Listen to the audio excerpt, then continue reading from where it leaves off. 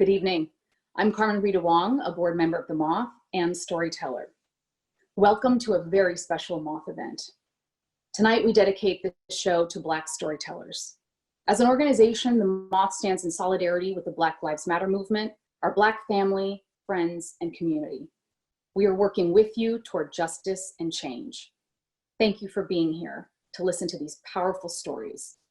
And thank you for your support of the Moth as it deepens its commitment to centering Black, Indigenous, and people of color throughout its work, and as it weathers the impact of COVID-19. We are grateful for you.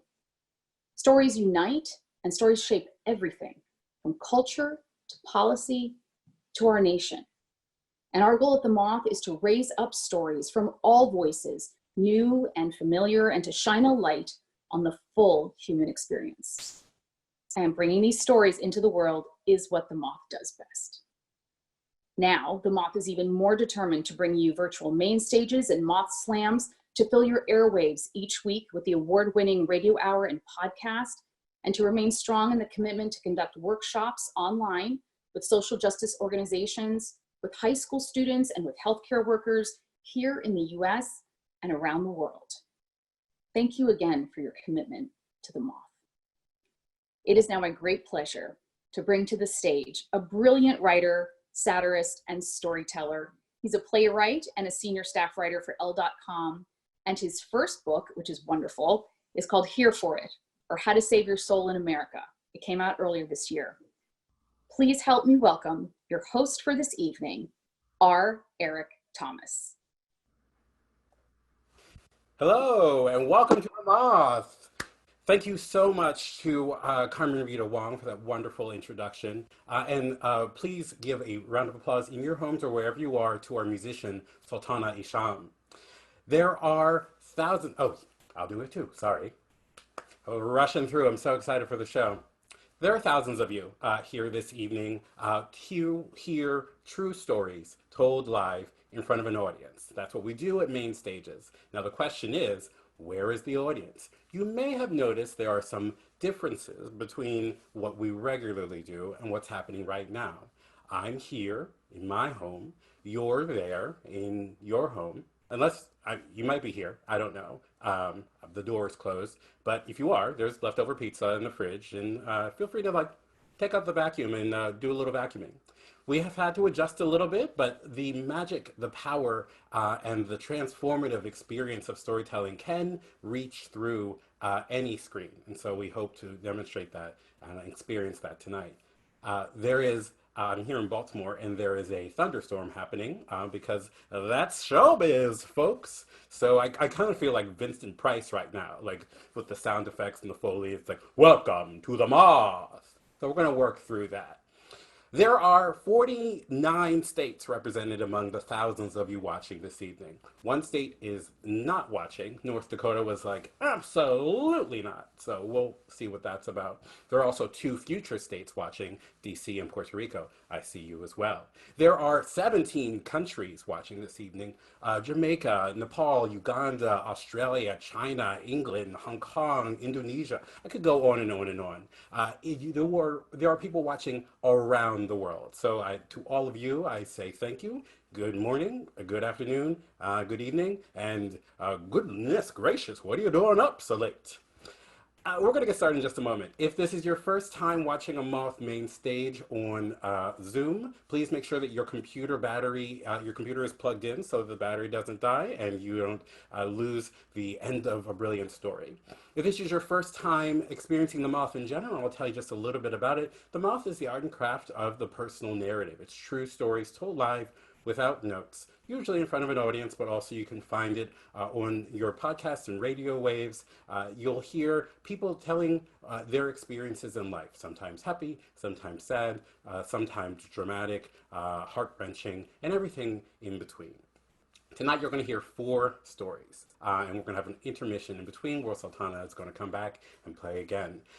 Each story is going to be about 10 minutes, and Sultana has graciously agreed to be our timekeeper as well. So at the 10-minute mark, Sultana is going to make just a little note, just a play note to let them know where they are, and it's going to sound something like this. Beautiful. Music. If they keep going, however, Sultana may give them a little bit more coaching, and it'll sound coaxing rather, and it'll sound like this.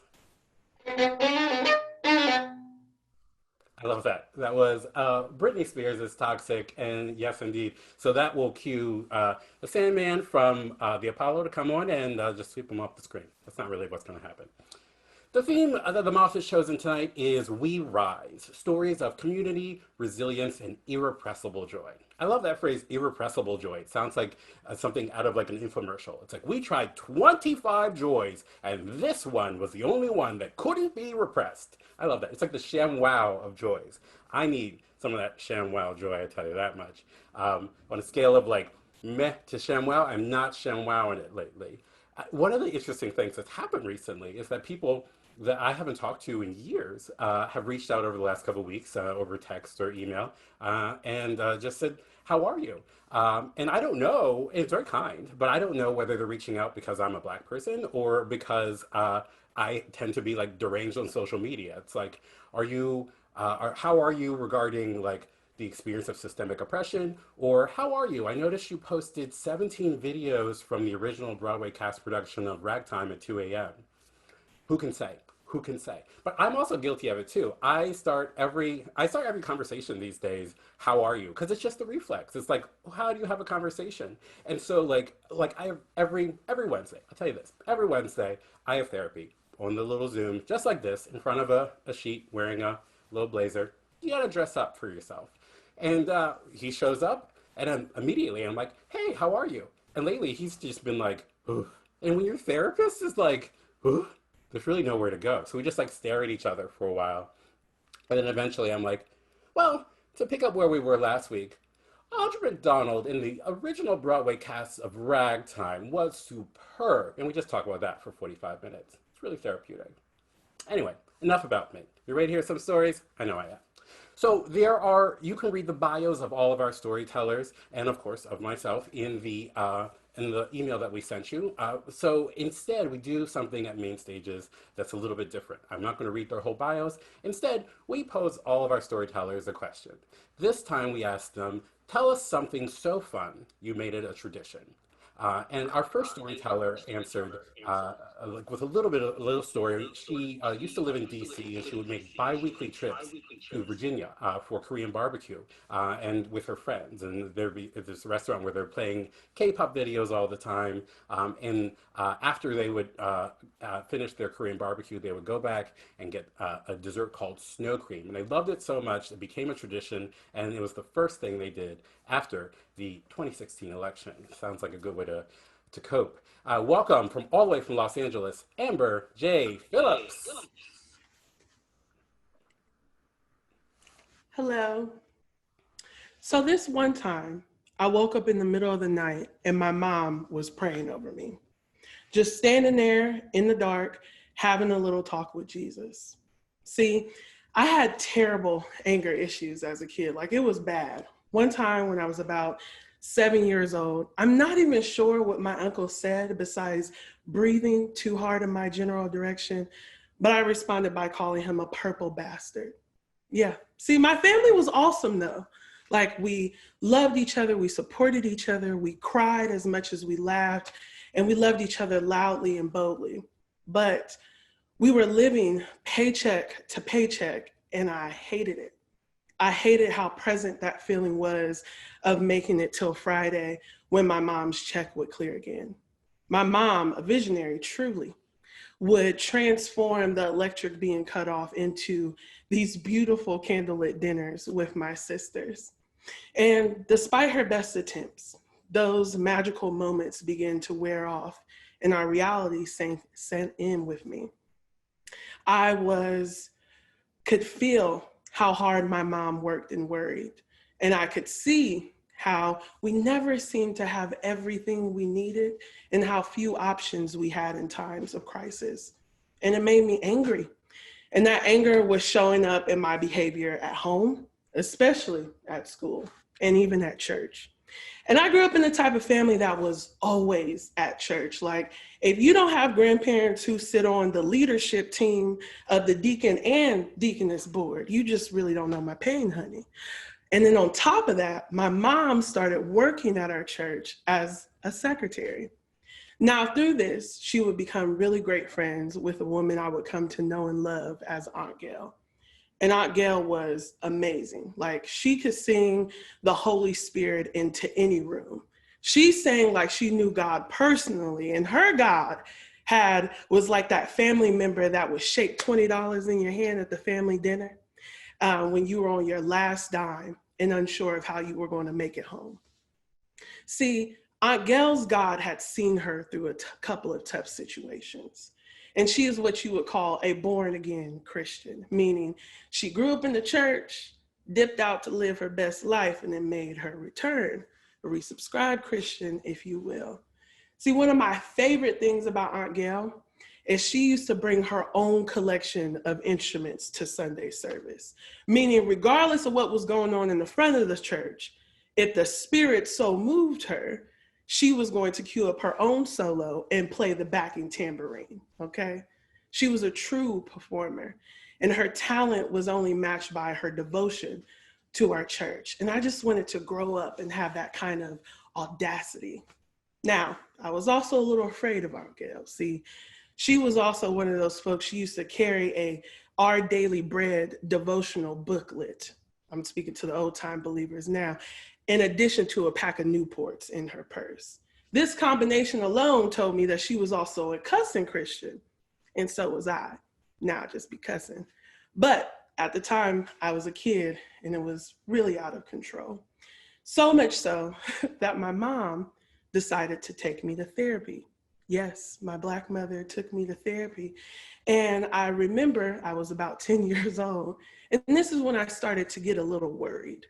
I was sure that this was like the prerequisite before I ended up on one of those Murray shows where they humiliate the kids and then send them to boot camp. So as we walked into my therapy session, my mom looks at me and she gives her, "You better not go in here and show your ass" speech. So I walk in and I speak to this perfectly fine white man for about an hour and tell him all about my life as this young Black girl growing up in Columbus, Ohio, with my sisters, raised by my mom, and all of my family members who live within a 10-mile radius of our home, which is a lot of family members, I might add. After I was done laying my burdens down to this complete stranger, I'm sorry, my therapist, my mom comes back into the room and he gives her a report back. Now, his report back told the perfect line of our new doctor-patient relationship, while also giving my mom the information she needed and a recommendation. He says, "See, Amber is expressing a lot of feelings of fear and helplessness. She seems to be, her hostility seems to be rooted in her feeling out of control because she doesn't have any money. So I would really recommend that you think about giving Amber an allowance." Now, as soon as he said it, I felt instantly betrayed. Like, how did I explain this so wrong? How did I not communicate to this person that if I don't have the money, my mom also doesn't have the money? We're in this together. So as we left, my mom looks at me and she says, "I will never make you go back there again." And that was, at least we were on the same page. You know, at this point, my mom was tired and her needs weren't being met by these alleged medical professionals. And I was tired for her, honestly, but not tired enough to stop showing out in school. So after another one of my outbursts, this time that resulted in a phone call home from school, this time for calling my teacher a turtle-looking ass bitch. That one I thought I said under my breath, I did not. That's when I woke up to my mom praying over me. And it wasn't like she started with the idea of handing my mental health over to the Lord. The lady has seriously tried and exhausted her other options. But she did try. So she decided to work with Jesus and classic family shaming. Now, one thing you can always count on Black mothers to do is tell all your little business when you've been acting up. And they love to tell the last person who you want to know your little business. So my mom told Aunt Gail. Now, Aunt Gail was amazing. When my mom started working at the church, Aunt Gail was just phenomenal. I wanted to be like her. I wanted to grow up with that type of audacity. She would, so when she told her, in combination of me being a little afraid of her, that Sunday I went to church and my aunt hit me with one of those. Come talk to me for a minute. Now, I was horrified because I just knew she knew what I had done. I knew she knew how I acted up in school. So I dragged my feet over to her and she says, another thing you should know about Aunt Gail is when she wasn't praising the Lord and worshiping on Sundays, she was also known for playing the tambourine and crocheting at Bible study on Wednesdays. So when I walked over to her, she said to me, your mom tells me you want to learn how to crochet. I looked at her and I, confused, said yes. And she said, yes, what? Yes, ma'am. Now this is a common call and response between Black adults who are not your little friend and young kids like me who are honestly trying my luck. She dismissed me by saying, I'll see you on Monday. So that Monday, my mom picked me up from school, dropped me off at Aunt Gail's, and I get out of the car without my mom delivering her, you better not go in here and show your ass speech. So I walk into Aunt Gail's house, and before she would teach me how to crochet, she told me her story, her real story, the story that was underneath the reason why she would sing. She told me the story of the days when she would carry a pack of Newports and that was it. She told me the story that is underneath her testimony. I don't look like what I've been through. And then she taught me how to crochet. She handed me a needle and a ball of yarn, and she picked up her needle and ball of yarn, and she began to stitch her first row for my beginner eyes to follow. And as I watched her, I did everything she did, right? I followed her hands closely as she began to bring her pattern together with ease into a uniform stitch. Now, as I'm doing my pattern, I realize mine doesn't look anything like hers.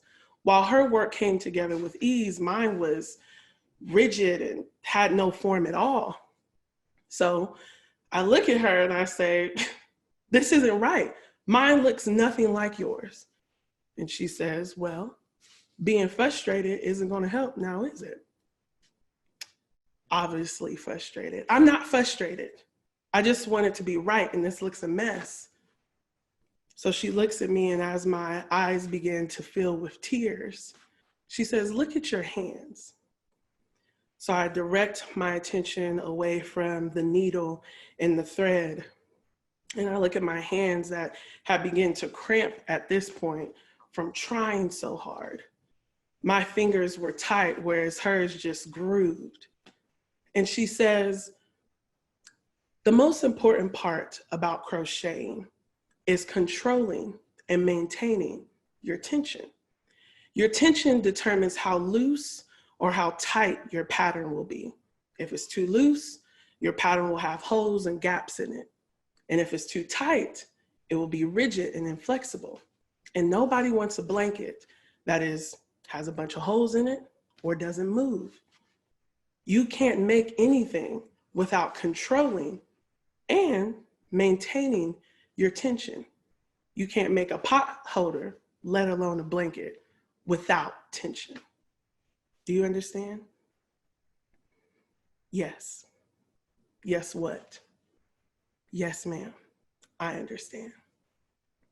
In that moment, I realized at that time, my anger had become so big for me to be so young, and rightly so. In that moment, Aunt Gail made me see that before then, everyone would try to shrink my anger, even if it meant shrinking me with it. But Aunt Gail spoke to my anger, and she saw me. Now, she taught me that you can't just get rid of your anger. You have to use it. So I'm grown now, and I still get very angry. I still find myself holding tension in my body and cramping up. I'm still very angry about how this country continues to treat poor Black people. I am angry that in life, it was assumed that George Floyd didn't have $20, but in death, he could raise millions. And it makes me angry that it took what feels like a literal crack in the universe for people to see that Black people are indeed human beings who matter. And it makes me especially angry that I still have to yell into what feels like an empty void that Black women, Black queer people, and Black trans people are also worthy of celebration and worthy of being fought for. So I use tension. I apply tension. I still crochet when I'm angry. I create, and I address the root of my anger while honoring it and not just getting rid of it. And yes, Mom, I still go into places and show my ass. Thank you. One more time, Amber J. Phillips. Love that story. I love the transformative tension that she talks about. I also love the advice of the therapist. The therapist was like, give her a universal base income. The therapist is like, take it. He's part of the Yang Gang. He's like, just give her some money. Everything will be great. I'm not saying it's a bad idea. I will take it. Anybody wants to send me some money, I will consider not showing my ass. Moving on. Another storyteller. We asked him the same thing we're asking every storyteller. Tell us a tradition. Tell us something that's so fun you made it a tradition. And he said, in relationship actually to Amber's story, being butt naked all day on your birthday. From Boone, North Carolina, please welcome Ray Christian. Hello, everyone. You know, I was unusually sensitive when I was a kid, and I had a great fondness for animals. In fact, I'd bring home every lost dog or cat or wounded bird I would find. I used to think that me and animals had a special way of communicating with each other. I saw myself as the Dr. Doolittle of the ghetto, the Dr. Doolittle of the community. Unfortunately, though, most of the community, they just thought I was strange and weird. People called me a sissy and a punk. And it didn't take long for me to understand and learn. For men and for boys in my community, the only way that you were going to be taken seriously was to be tough. So I learned to kind of put away my more sensitive side.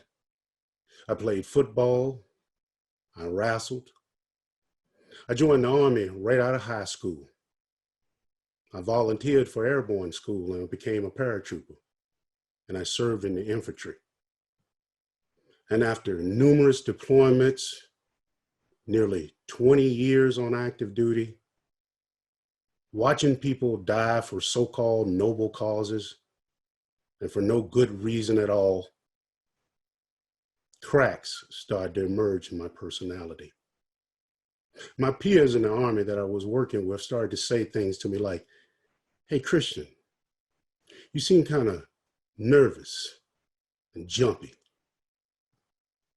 Well, I was nervous and I was jumpy. It was like sometimes I would feel like I was in this rage and it would start to boil up in me. Then I would look around in my environment and find an excuse to just strike out at it, to yell at it, to hit it, to kill it. Around about that same time, my sister was living with me. And I used to keep a shoebox full of rolled quarters in my room in a closet on the top shelf. And I had just came back from deployment and I went upstairs into the room and I started looking for my quarters and I couldn't find them anywhere. I came down the steps and I said to my sister, what in the world happened to my quarters? She answered me in a kind of weird and awkward way. Well, maybe somebody took him. I thought, took him? Who would have took him? Who would have came in the house, went upstairs, went in my room and took my quarters? She said, well, my friends had came over and maybe they went upstairs, maybe they took them. I looked outside. I said, are you talking about those three guys standing right there? I didn't even wait for her to respond. I started looking around. I went right into the garage and I grabbed a baseball bat. And I fast walked across that street and I drew that baseball bat back to bust their heads wide open. And the three guys were frozen in fear. And just before I struck his head, my sister yells out, no, stop, stop. I lied. I lied. Nobody stole the quarters. I stole the quarters.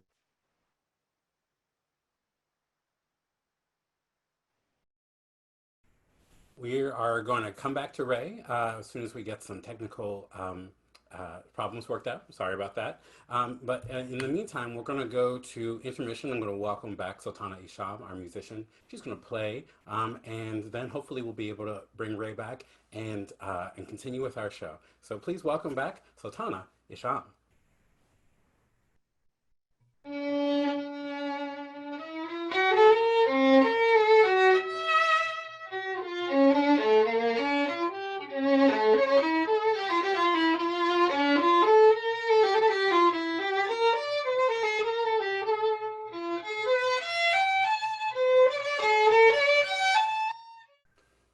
One more time for Sultana Isham. Thank you very much. We now return to our last storyteller. Previously, Ray was missing a roll of quarters, and he went outside with a baseball bat to speak to some men about it. Welcome, Ray Christian. Hey, y'all. So, like I was saying, I fast walked across that street with that baseball bat, and I swung it back to bust their heads wide open, and the three guys were just frozen in fear. And just before I was about to strike their head, my sister yells out from across the street, no, stop, stop. I lied. I lied. Nobody stole the quarters. I took the quarters. I dropped the bat. The three guys stood there and they were still frozen in fear. I walked back across the street. I almost killed a man over a roll of quarters. It wasn't long after that I was in the grocery store. And as I was walking through the aisles, I had the sensation I was moving through a maze and the aisles were starting to close in on me. I had to get out of there and I turned the corner and I wound up right in front of the seafood counter. And I had the impression that I saw a human eye right there on the ice. And I said, hey. And the man behind the counter said, yes, sir. I said, an eye on the ice. He said, yes, sir. We get fresh fish every day. I had to get out of there. I found myself at some point at the mall. I was sitting on the bench trying to get myself together. And a middle-aged white woman, she showed up and she had her elderly mother with her. She was small and very frail. And she had her sit down beside me and she said, Mama, I have to go to the bathroom. I want you to sit right here and I'll be right back, okay? The lady leaves. And the old lady is just staring at me. And I'm trying to look away from her. She keeps staring at me. And then she slowly moves her old, fragile hand next to mine, and she holds it. And I cry. Her mother comes out and she sees this and she said, "Mama, what are you doing? You can't just be touching people like that. Sir, are you okay?" I said, "Yes, I'm okay." And the old lady said, "It's what he needed." It was what I needed. But I'm a soldier. I served in combat. I led people. I killed people. And now I almost killed a man over a roll of quarters. I'm delusional. I think I see a human eye on the ice. And now some old lady is comforting me. What is wrong with me? What is wrong with me? And after some encouragement from my wife and my military chain of command, I took the first long step toward talking to an Army psychiatrist. It didn't take but a couple of sessions for him to diagnose me with severe post-traumatic stress disorder with psychotic features. And with that diagnosis, I was relieved from all my official duties until I retired, which was about a year. So with medication and counseling and being removed from stressors, like being in the Army, my life started to improve. I had children. I was raising animals. I went back to school. But PTSD never really goes away. It's always there. There's always some kind of pressure building up inside me. And finally, the dam breaks. And a few years ago, I have a stroke. Now, in the aftermath of the stroke, the physical changes in me were weakness in my left leg, weakness in my left hand and arm. But more troubling and more problematic was the emotional changes in me.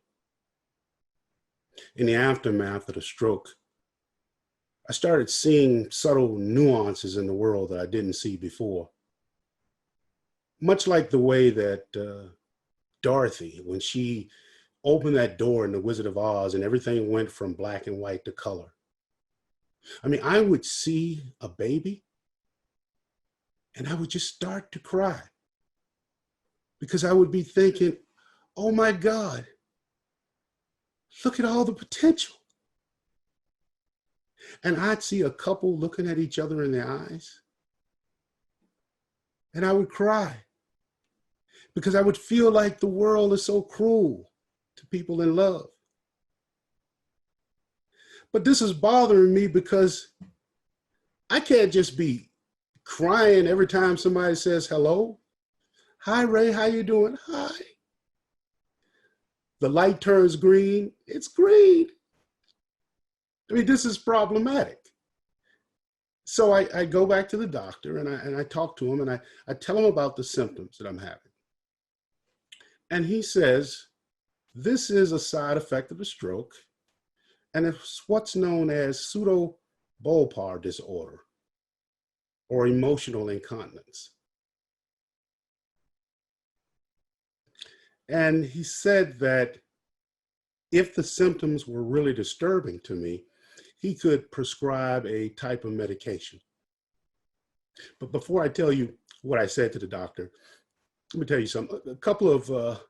Some point ago, I was looking at TV and I saw this commercial. And it was these squirrels playing in a road. And this car starts barreling down the highway. And just before it hits the squirrel, it swerves and crashes. And two squirrels run out in the middle of the road and they hug each other. And they give each other the fist bumps. And I start breathing heavy. My heart starts beating real fast. Water starts to well up in my eyes. Because I'm thinking, oh my God, the love they must have for each other. All the nuts they must have gathered. So back to what I said to the doctor, in terms of the pills that would make the symptoms go away, I said, no, thanks. I'll keep this one. Thank you, everyone. One more time for Ray Christian from Boone, North Carolina. I love the end of that story. I love that story so much. All the love those girls had. I'm going to be laughing at that for a long time. All right, so normally we would have intermission, and then after intermission, the host tells a little story. So I'm going to do that now because this is what we do. And the subject of my story is the 1997 musical Ragtime and Audra McDonald in that music. I'm just kidding. I'm not going to talk about that right now. Question: what was the last like crowd you remember being in with just total abandon before all of this? I was trying to figure it out the other day, and my book came out in February, and so I was in a number of crowds, but the first thing that came to mind was not a book tour stop. It was a concert, and it was the last concert I went to, which was Macy Gray. I love Macy Gray, and my friend Jeff found the tickets, and he was like, Macy Gray's coming, and I was like, can you believe this? The people that I love, the artists and the concerts that I love, I don't pay attention to whether their fame is waxed or waned. I always feel like we have to rush to get tickets today, front row, but the way I've gone to concerts has changed a little bit. Macy Gray was also the first concert that I went to as an adult. I was in college and I was obsessed with Macy Gray. It's like 1999, and I was going to college in New York City. And New York was very overwhelming to me. It's a big city, obviously, and I was a freshman in college, and I was pretty sheltered as a kid, and I wasn't out really to myself or to the world, but it was quite queer quite queer, yeah, literally. It was quite queer that I was clear. And that was intimidating. That was scary to me. And so I was not the crushed velvet wearing host that you see before you today. I was shrunken in on myself and pretty shy and weird. But I loved Macy Gray. She had this funky, wild spirit about her. And I loved her music. Stay, I Try, The Letter, Relating to a Psychopath, classics. And I would hear it all over. I felt like Macy Gray followed me around New York City, like she was my raspy voice fairy godmother. I hear her in the dressing room at the H&M or in the bank when I was waiting to withdraw the $3 I had in my account. And so there was an opportunity through the Student Activities Office to go see her at the Meadowlands. And so, they were going to run a bus out there. It was one of those radio concerts. There was a whole bunch of people. And I think there was like big headliners, like, I don't know, like, who knows? Justin Timberlake or Leonard Skinner. I couldn't tell you. I was like, Macy Gray, well, one ticket for Macy Gray, please. And I got on that bus by myself, and I went to Macy Gray, and it was great. She rolled around on the stage. She was playing the tambourine, jumping and shouting. It was phenomenal. I'm not a very effusive concert attendee. I like to sit quietly and appreciate. And so that's what I did at Macy Gray, which maybe seems like from the outside, like I wasn't enjoying myself, but I had the time of my life. And the minute Macy Gray went off stage, I got up and got back on the bus and went back to campus. I didn't know where I was. The Meadowlands sounds like someplace that you'd see on The Sopranos, and I had to get out of there and get back to my dorm room. I'm just a sort of shy concert goer. I don't know necessarily how to really let myself get loose. I'll tell you, the first concert I went to was with my mother when I was 13 years old. She got me a present to go see Bette Midler. Again, I was not out, but for some reason, it just seemed right that this 13-year-old boy wanted to go see Bette Midler in the mid-'80s. And I did with all of my heart. I used to listen to the Beaches soundtrack every week. And so this was my dream. And we went to the Bette Midler concert, and we were, again, sitting quietly, applauding and just sort of taking in the concert. And Bette Midler, as a concert artist, is beyond really, really wild. And at one point, she leans over the stage and she's like, "Where's my gays at? Where are my gays?" And I was stricken. I was like, "There are gays at a Bette Midler concert? Oh, no." I leaned forward. I was like, "No gays up here, my lady. Just heterosexuals who like a well-sung ballad."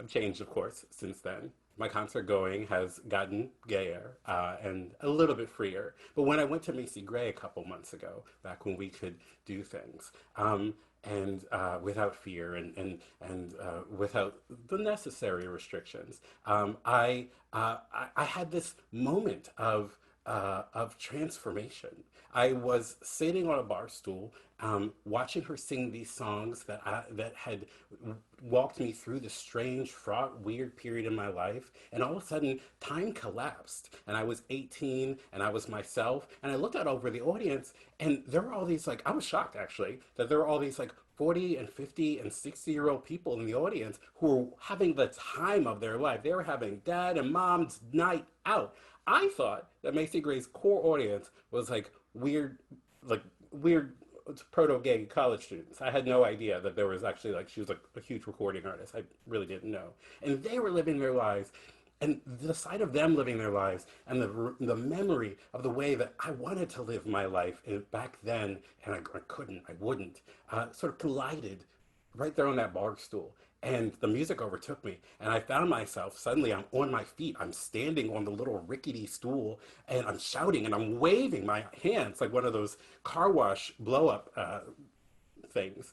And the bouncer comes over, and he's like, "Excuse me, sir, sit down." And I was like, "I'm living my best life." It was amazing. It was everything I could have wanted. And if I never get to go to another concert, which I hope I do, but if I never do, I will always be able to hold on to that moment where all the time collapsed. And it was just me and all the people I used to be and all the people I hope to become, and Macy Gray and freedom. Thank you. We're going to move on to our next storyteller. We asked her, again, the same question. Tell us about something that was so fun that you made it into a tradition. And she answered, simply, gummy bears and Jello. Please give it up from Lansing, Michigan, Andrea Collier. Hello, everybody. And to my sorors, I need to get that in. I got married in 1982, and we were cute, but we also couldn't be much different from each other. I was a spoiled only child, and my husband was one of 6. We were so different, and I was so awkward that when I met his folks, I said, "How do you remember all of those names?" And that went over really well. The one thing that we did have in common is that we were children of the 60s, and we went out with picket signs as kids. We knew about segregation and not swimming in the swimming pool because only white people swam in those pools. We helped with voter registration. We understood that Black lives mattered. And the other thing that we understood was that much was expected of us. Our folks had a dream for us, and they expected us to live up to it, and we wanted to make them proud. So when we had our own kids, we didn't know a lot about being married and having kids, but we did know that we expected them to follow the script. In fact, we were the Huxtables before the Huxtables. We used to tell them, "I brought you into this world and I will take you out." Now, one of them believed us, and she followed the script. She went through school, she got a good degree, she got her dream job, she married her dream guy and had her dream baby, and then quit the dream job to take care of the dream baby. Now, my son, on the other hand, had a script. It wasn't our script, and I'm not even sure he knew what the script was, but some kind of way it involved staying in the basement. And no matter what I did, no matter what my husband did, he would come and go, but it always ended up as he lived in the basement, even though we wanted to have an empty nest. But one day, he left and he didn't come back. No note, no email, no phone call, just gone. And it lasted for a long time. I was just about to call the police 2 weeks later because, you know, not much has changed. Being a young Black man who is missing is not a good thing. But just as I was about to call the police, he calls and he says, I need to come and tell you something. Okay, but this is what I know. If you've got kids over 16, you know that if a person calls and says, Mom, I have something to tell you, it is not going to be good. It is never, I won the lotto, I have enough money to move out, and goodbye. It's never, I got a great new job and I'm moving out. It's never, I fell in love with Beyonce, she's leaving Jay-Z, and I'm moving out. None of that ever happens, especially the moving out part. He shows up. My husband says, you're not gonna have to wait that long because he's walking up and down the driveway, rehearsing whatever he's gonna say to you. And so I didn't have to think about it that long because he appears. And when he appears, he says, we're going to have a baby. Now, you know, this was not part of my script. We're going to have a baby. Now, my head is about to explode. I'm about to say something probably unpleasant.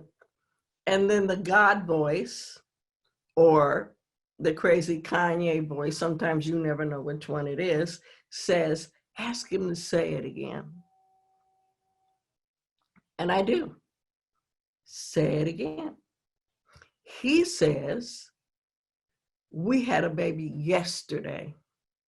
Now, I definitely did not see that coming. Say it one more time. We had a baby yesterday. Now, I really think that I am going to have a stroke. But some kind of way, the God voice or the Kanye voice or God took the wheel and said out of my mouth, how nice for you. Even I had to stop and look and think about what was happening. And then I asked questions like, oh, how are mom and baby doing? They're fine. Where are they now? They're still at the hospital. Everybody's good, nothing wrong. No, everything is fine. And then the one question that me and crazy Kanye wanted to know was, well, what is the baby's name? With millennials, especially Black millennials, names can go south real fast and definitely not a part of the script. You know, they can go with a little Jack Daniels. They can go with Alizé, Tommy Hilfiger, stuff you can't even spell. And if they're white millennials, the name might be Apple. So I'm a little worried. And he says, no, the baby's name is Miles. That was the best thing out of the whole damn thing. Baby's name is Miles. I can say it, I can spell it. He can go to school and not have a problem. Miles, I liked that. And as I was explaining to him that we both have colds, my husband and I, and we can't go see the baby right away, before I could get that out, he disappeared. He was gone. So I'm a new grandmother. I can't see the baby. So what do? I go to Target. Doesn't everybody go to Target? I go to Target because if you have something on your mind, I'm just gonna tell you, you can work a whole lot of shit out walking up and down the aisles of Target. So that's what I did. And I didn't go to the baby section. I went everywhere else because I wasn't sure what I thought about this whole baby thing. But I decided to call one of my mother's oldest and dearest friends, one of the women who had stood in the gap for me. And as soon as I heard her voice, I lost it. Hey, baby, I didn't know. He didn't tell me. I haven't seen a baby. I was hysterical. And she said, let me get this straight. Got a new baby? Yes. Baby's name is Miles? Yes. Is the baby gonna live with you? No. Okay, so that's good. And you don't know what to do. That's correct. So she says, I'm gonna tell you what you're gonna do. You're gonna stop crying. You're gonna put on your big girl pants and you're gonna go be the best damn grandmother you know how to be, just like your grandparents were to you. And instantly I got it. I knew what to do, but I had a few questions. And I started to ask them. And as soon as she said what she had to say, she had hung up on me. There was nothing left for me to ask her. She was gone. She was out of there. So I did what I would do under normal circumstances. I went to the baby section and I bought everything that they had to offer. I drove home and I sent my husband back to get all the rest of the crap that I bought. But in the meantime, on the drive from Target home, I got really pissed because I knew somebody knew that this was going on and nobody told me. I get home and my husband is there with his glasses on his nose and he's reading the newspaper. And my daughter happens to be there. And I said, who knew? Why didn't anybody tell me? What kind of mess is that? Why didn't you tell me? And my daughter says, because you are scary and intimidating. And I went, what? He said, you're scary. Who wants to tell you that? So I'm trying to argue about how I'm not scary. And she says, okay, let me put it to you this way. You are Oprah. And I'm thinking, that's not a bad thing to be. But she says, no, no, no. You're not, you get a car, you get a car, you get a car, Oprah. You are Miss Sophia with her fist balled up saying, you told Harbo to beat me. Oh, okay. She says, you are Eveline from The Wiz telling people don't give me no bad news. Okay. And you know you're Claire Huxtable, the queen of the side-eye. Okay. I had to buy all of that. And I had a chance to think about that before I went to see the baby. The time came and my daughter is coaching me. Don't be you now. Don't go say anything crazy. Be nice. The whole time on the way over to the house, my text is going off. It's her. I'm just waiting for the person to just start walking. We get there, and the reason that I didn't know that she was pregnant is because I had only seen the baby's mother from the waist up. And so when we got there, her mother is like, where you been? And I'm trying to say that I didn't know and that it didn't make sense to apologize.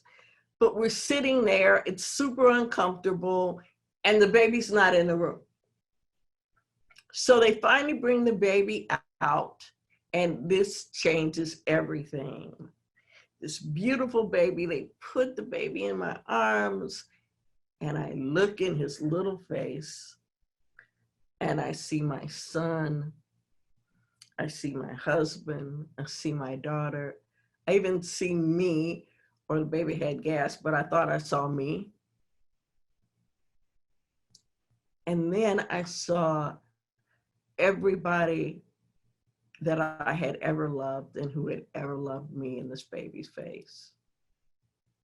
So the heart that was broken broke wide open. I'd never experienced anything like this, not even with my own children. He was everything. And then I thought about something that I had heard when the kids were teenagers, which was Toni Morrison had said, your eyes should light up whenever they come into the room. Well, they were teenagers. Nobody's face was lighting up when they came into the room, I promise you. But I thought about that as I looked at Miles.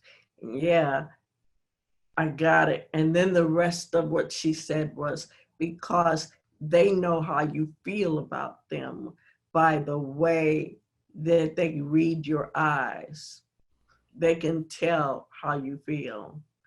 And at that moment, I knew that every time I looked at Miles, he was gonna see that love for the rest of my life. Thank you. That was Andrea Collier. One more time for her. I I think Andrea is so funny. I laugh so hard every time I hear that story.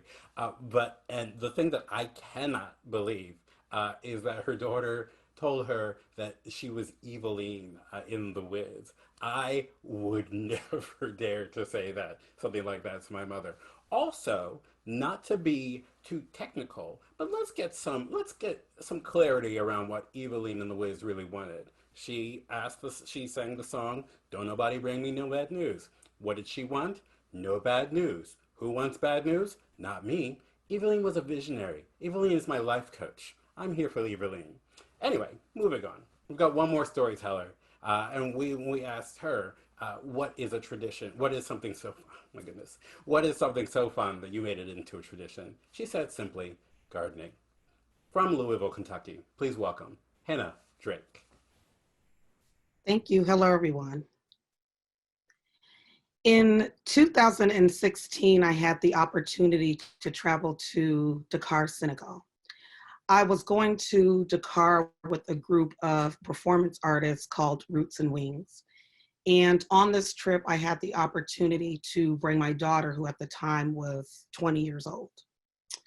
The week that we were scheduled to leave, I logged into Facebook, and streaming live was the murder of Philando Castile. Philando Castile was a passenger in his girlfriend's car, and she went live during this altercation with him and the police. And he was shot. And on the video, I saw his blood start to pool across his white t-shirt. And his girlfriend was screaming, "I know you just didn't kill him." And her daughter was in the back seat, and she was saying, "It's gonna be okay, mommy." In that same week, Alton Sterling was also killed by the police.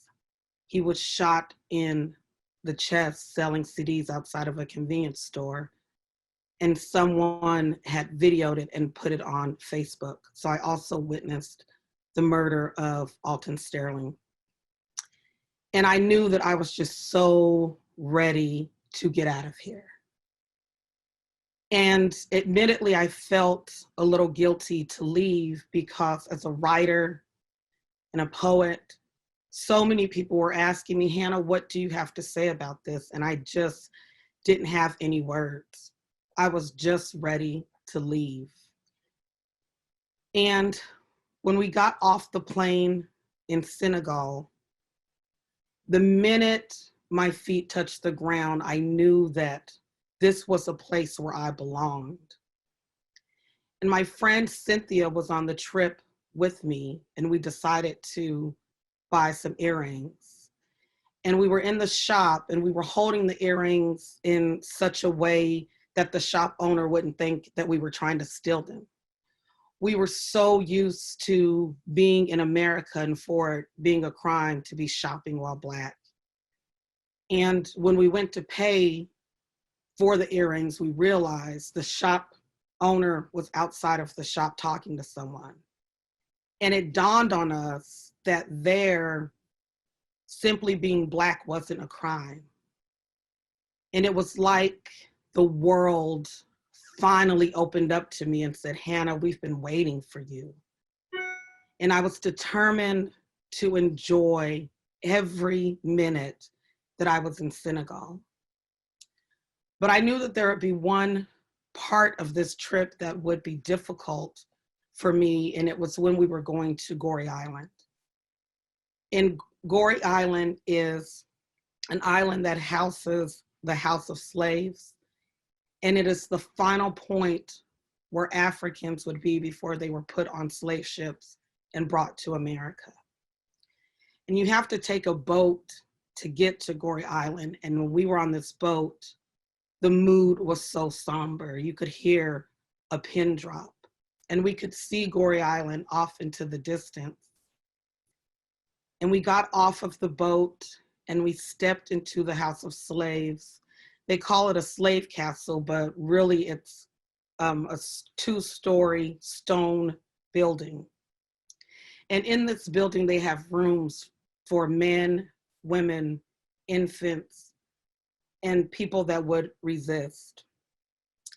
And I went in the room for women, and my daughter went into the room for young girls. And I was staring out of the window, and when I say window, it couldn't have been more than 2 inches wide. And I could hear my daughter start crying.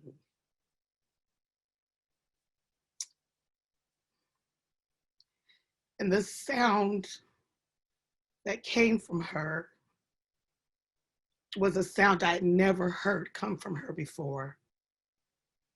And you could hear her crying fill up this space and echo in this building. And I started walking to the door of no return. And as I stood in the door, I could hear my daughter crying. And I tried to imagine what it would feel like to stand in that door and not know where I was going and not be able to say goodbye to my daughter. And it was unimaginable. And I will never forget the way she sounded when she was crying. But I also could never forget that for 2 weeks, I was just free. And when we came back to America, I was so incredibly depressed. And I knew that I was back to being the other person again. And I knew that I was back to being criminalized for shopping. And I knew that I was back to being concerned about driving while Black. And I called my mom to tell her about my trip. And I told her, Mom, for 2 weeks, I was free. And we started talking about Gorée Island, the slave ships, and coming to America, and the slaves being here and picking cotton. And my mom, she's 70 years old, and she so nonchalantly says, well, Hannah, you know, when I was a little girl, I used to pick cotton. And I'd never heard my mom tell me this story before. And I said, what do you mean?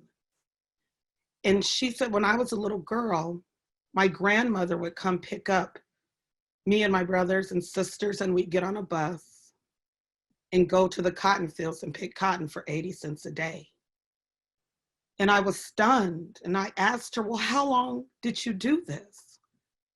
And she said, I did it from the time that I was 9 to 12 for 3 years. And I said, well, tell me about it. What happened in these cotton fields? And she would tell me about pulling the cotton and the cotton bolts cutting her fingers, and they would bleed. And I asked her, can you tell me about your grandmother? And she said, I can't. And I said, well, what was her name? And she said, I don't remember her name. We used to just call her Mamie. And I thought once again, that my mom, my grandmother, and all of these stories were just lost in cotton fields. And I knew I felt compelled to go to these cotton fields. And as life would have it, my job said, Hannah, you're going to Natchez, Mississippi. And I thought, no, I'm not going to Natchez, Mississippi. As a Black woman, I didn't want to go to Mississippi, but indeed I did. And they connected me with a tour guide, and he was going to be there to help me get around Natchez. And I was there to work with a group of young girls called Girls and Pearls and teach them about art and history and heritage. And I knew that I had to take my daughter on this trip with me.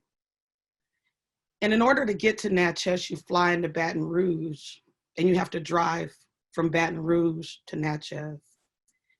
And the tour guide told me, when you get to Baton Rouge and you drive to Mississippi, Hannah, do not drive through Jackson, Mississippi, because I cannot guarantee your safety. And I remember getting in that car, and my daughter and I were so afraid.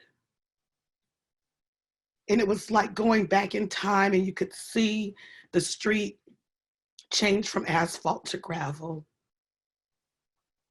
And there were Confederate flags everywhere and plantation homes. And as far as my eyes could see, there were cotton. And so we started touring the plantation homes. And at the time, I'd only seen plantation homes in books or what you see on TV. And I thought you could just go see them. And the tour guide said, oh no, Hannah, they still live in those homes. And so you'd have to pay to go visit these homes. And I thought, maybe I should get a discount or something. For all I know, my family helped build these homes.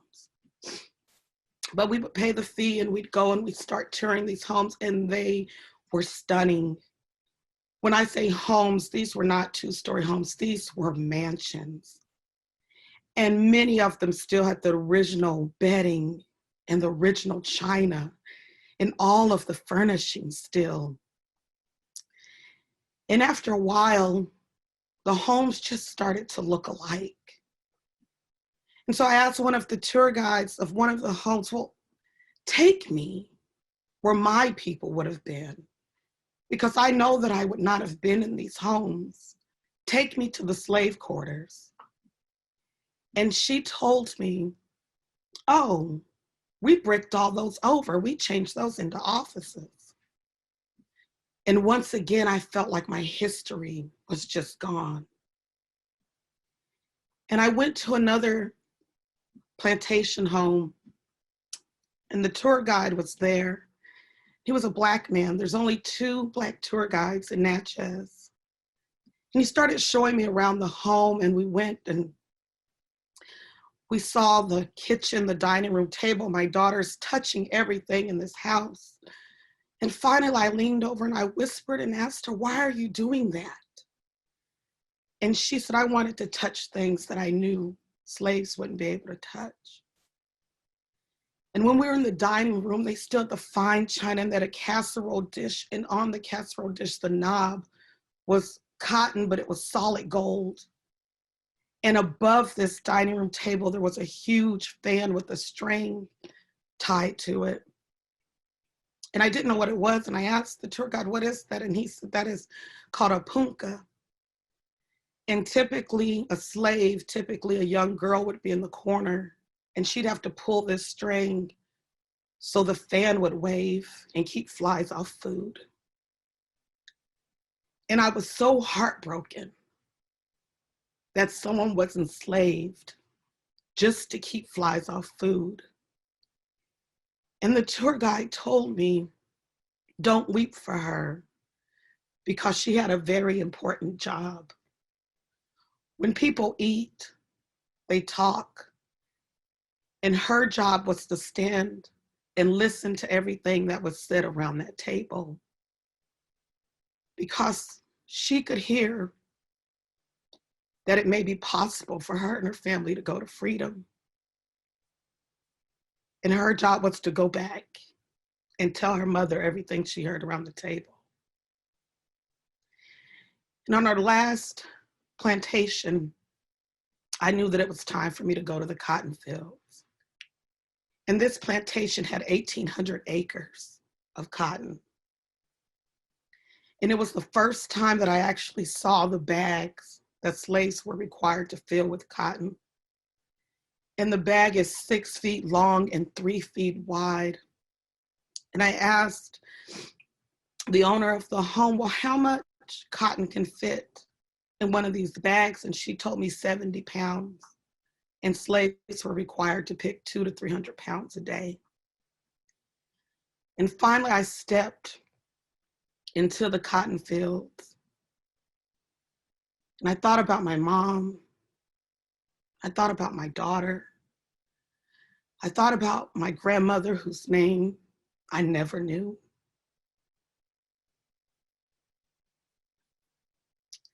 And I started running my fingers along the cotton, and I thought about Senegal and Goree Island. And I remember when we went, the curator of Goree Island told us, welcome back home, you made it. Everybody didn't get a chance to come back. And I started picking the cotton. And I remembered what the tour guide said about the little girl pulling the string to the fan, that she had a very important job. And I knew that I still had something to say, and that my job was to go back and tell the story. And today, I stand here to go back and tell the story of Breonna Taylor, who was murdered in Louisville, Kentucky. Thank you.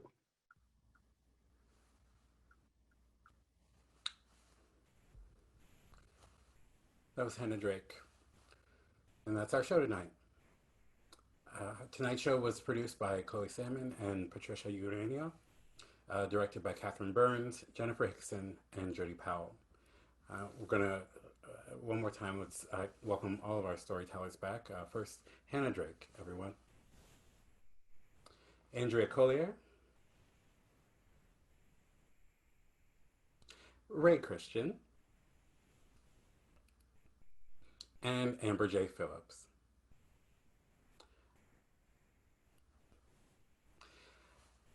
My name is R. Eric Thomas. I thank you for joining us this evening.